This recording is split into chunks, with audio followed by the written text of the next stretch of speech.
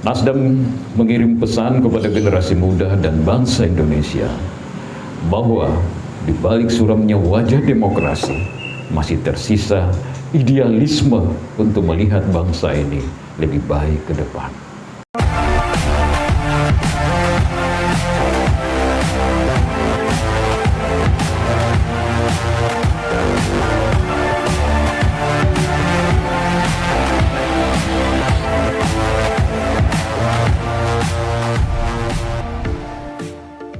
Assalamualaikum warahmatullahi wabarakatuh. Salam sejahtera, salam sehat, salam demokrasi untuk semua. Selamat berjumpa kembali bersama saya Bang Ilo di OD Production. Selamat melaksanakan segala aktivitas Anda semuanya, mudah-mudahan sukses sesuai dengan harapan.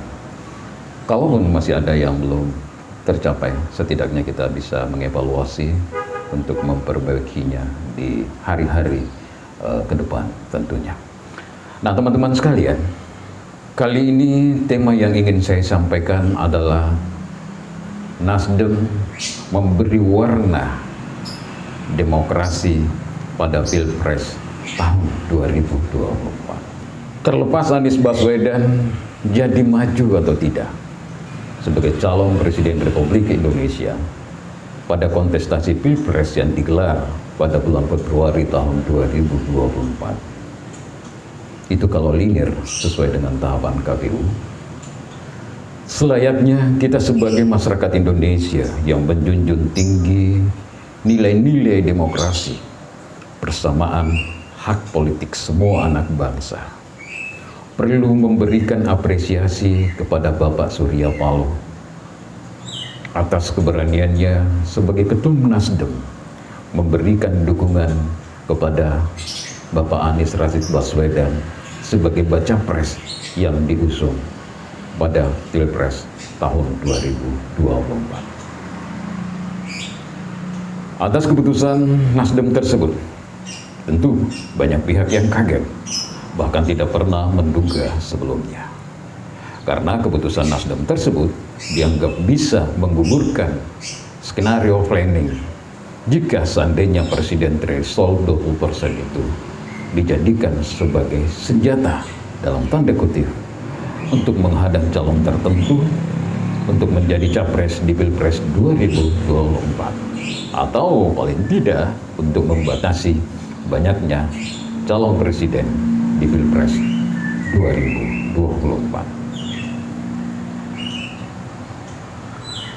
Perlu diketahui, jika koalisi perubahan untuk persatuan yang di dalamnya ada Nasdem, PKS, dan Partai Demokrat tidak mendapat gangguan, terkhusus Demokrat yang sementara ini masih menunggu hasil peninjauan kembali oleh kubu KSB Muldoko di Mahkamah Agung, maka bisa dipastikan Anies Rashid Baswedan bisa melaju sebagai calon presiden di Pilpres 2024. Karena presidensial atau presiden threshold yang dimiliki ketiga partai tersebut sudah melebihi ambang batas 20% yang dipersyaratkan oleh konstitusi kita. Nah, teman-teman sekalian, di sini kita baru menyadari betapa mahalnya bagi anak bangsa yang ingin mengikuti kontestasi sebagai calon presiden dengan syarat ambang batas presidensial threshold 20%. Hati kita baru tergelitik meronta betapa presiden threshold 20% ini betul-betul bisa menjadi perisai bagi demokrasi kita. Namun sayang, telah beberapa kali dilakukan uji materi di Mahkamah Konstitusi terkait Undang-Undang Nomor 7 Tahun 2017, khususnya tentang presidensial threshold 20%, tetapi belum berhasil. Setidaknya sudah pernah dilakukan uji materi oleh PKS, Ketua DPD RI Bapak Lanyala Mataliti, dan Ketua PBB Profesor Yusril Issa Mahendra, dan beberapa banyak lagi yang telah melakukan uji materi namun belum berhasil alias gagal. MK masih tetap pada pendirian sebelumnya, mempertahankan presidential threshold 20% dengan alasan parliament threshold atau presiden threshold tetap konstitusional. Sementara persentase kecil besarnya presidential threshold adalah merupakan kebijakan terbuka dalam ranah pembuat undang-undang. Ini adalah pernyataan salah satu mantan hakim di Mahkamah Konstitusi, Pak Aswanto, dikutip di halaman Kompas TV.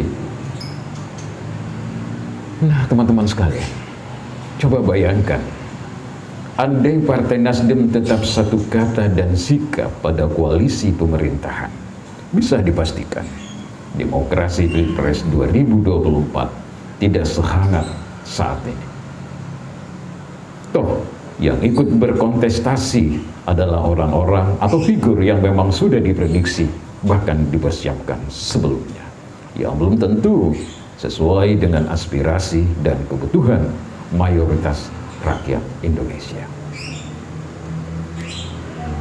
PKS dan Demokrat sebagai oposisi sejati tentu tidak memiliki bargaining position tanpa Nasdem untuk mengajukan capres karena alasan presidensial threshold tidak memungkinkan mereka untuk mengajukan calon presiden. Paling tidak mereka ditawari cawapres atau jatah menteri di kabinet jika calon yang diusung terpilih.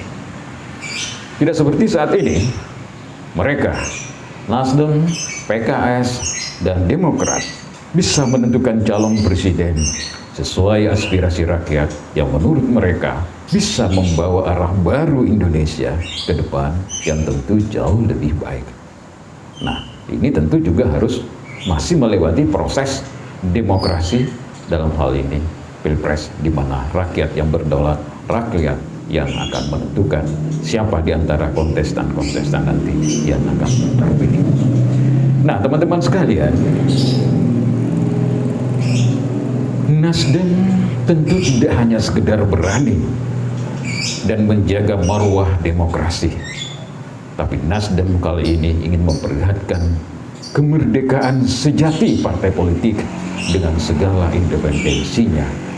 Mumpung semuanya belum terlambat.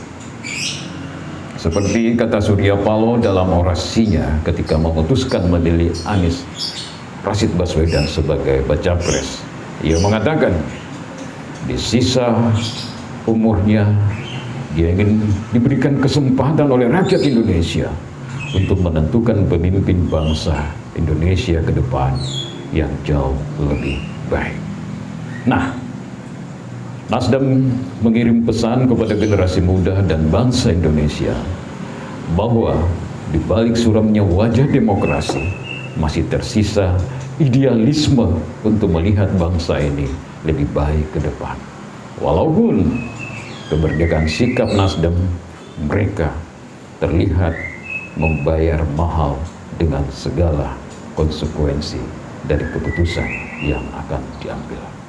Bagaimana perjalanan di demokrasi kita di Pilpres 2024? Masih ada beberapa bulan untuk melihat dan mengamatinya. Yang pasti bahwa siapapun nanti yang akan maju secara resmi setelah ditetapkan oleh KPU sebagai bakal calon presiden, semuanya kembali kepada masyarakat Indonesia, karena bagaimanapun rakyat Indonesia lah yang berdaulat.